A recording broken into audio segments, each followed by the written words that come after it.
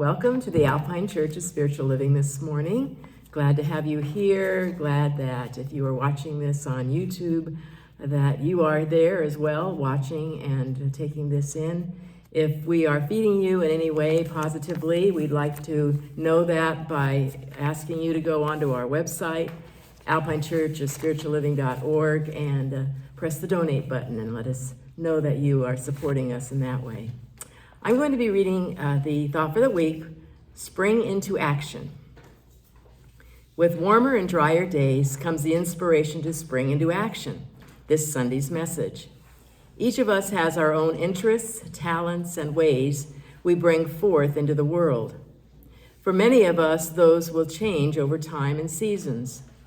What are your current interests? One of mine is gardening, and so I just came in from a walk around the yard to clip blooming white roses, lilac, statice, and rosemary to make a beautiful purple and white bouquet for the table. Do you have an inspiration or nudge that is tapping at your heartstrings to bring forth into expression? There's no better time than the present to put into action the musings of your inner soul. God made each of us in its image and likeness. Each of us is creative, filled to overflowing with juices of the divine. Remember that with each new season comes the necessary requirement of letting go of what was, so that we may be open and available to what is. Life is continually renewing itself. Isaiah 43:18-19 reads, "Remember not the former things, neither consider the things of old.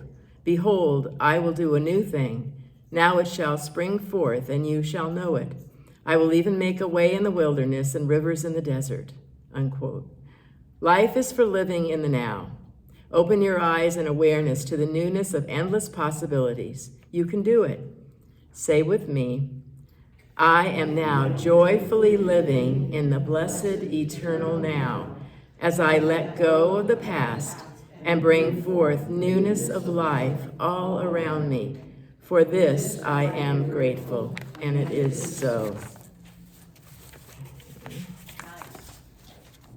You like that one? Good one. Well, life is about change. Life is about growth. And I think that spring is one of the most wonderful seasons for us to feel entrenched and to give us that example of that truth.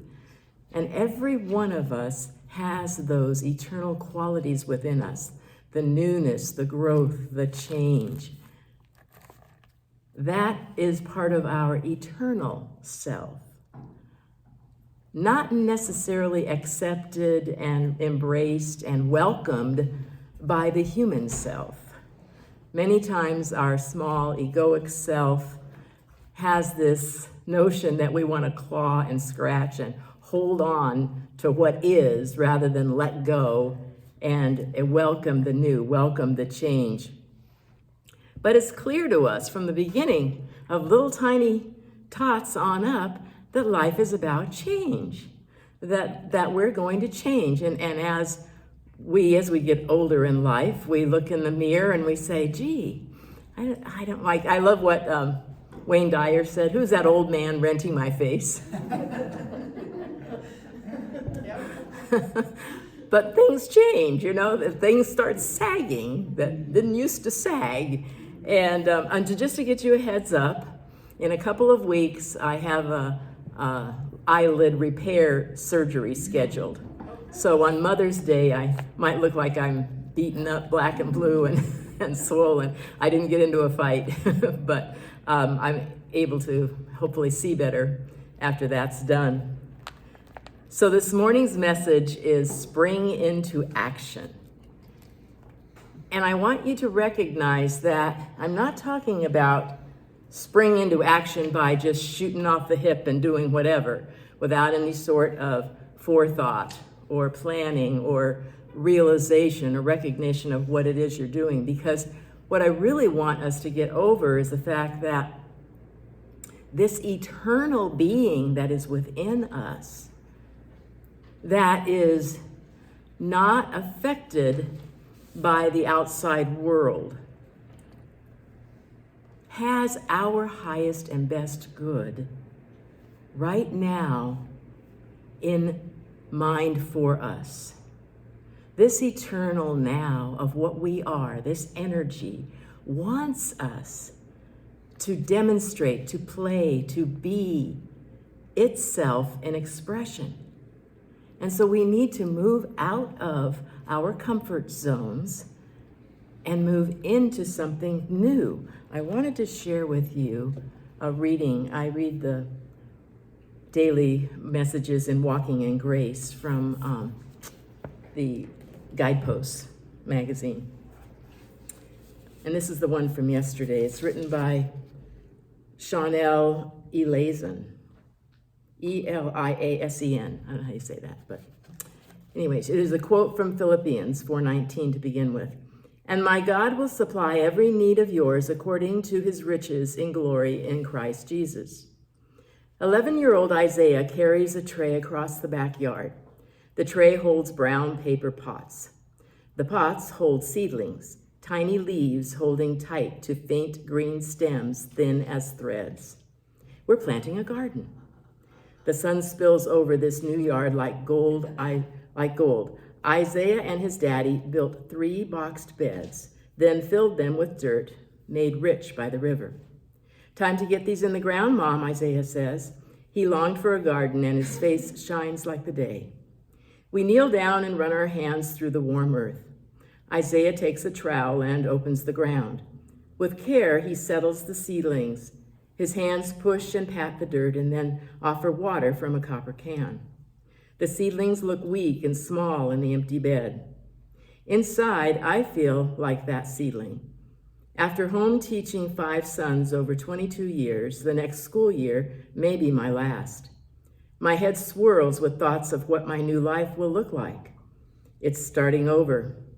Where there was confidence and comfort, there's an empty unknown.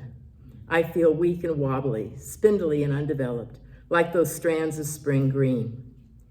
But that little plant has everything it needs to thrive, and so do I.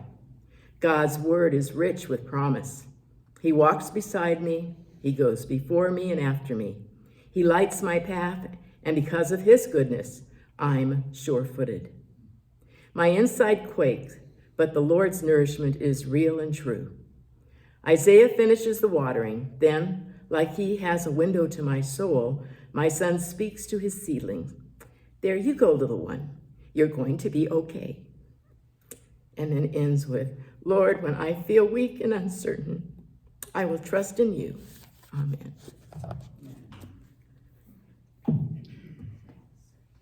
No matter what our age, we are going to grow. We are going to change. And I think it behooves us to set forth our intentions consciously with the cooperation of working with this divine being that we are, that is within us all. And no matter what happens then, I believe that we can manage this change and these movements through life with grace. We have within us almost an internal GPS, a guidance system, when we acknowledge it, when we go to it, when we refer to it.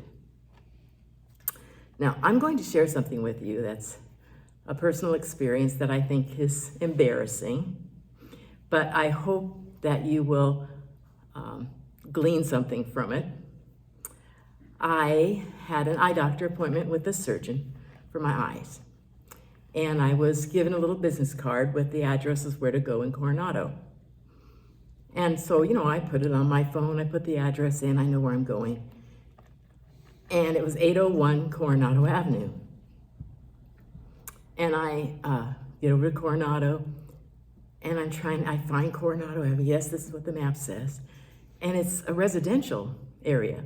And in fact, the road, I was at 800, and the road was closed from 700 to 900. Closed. And I was very confused.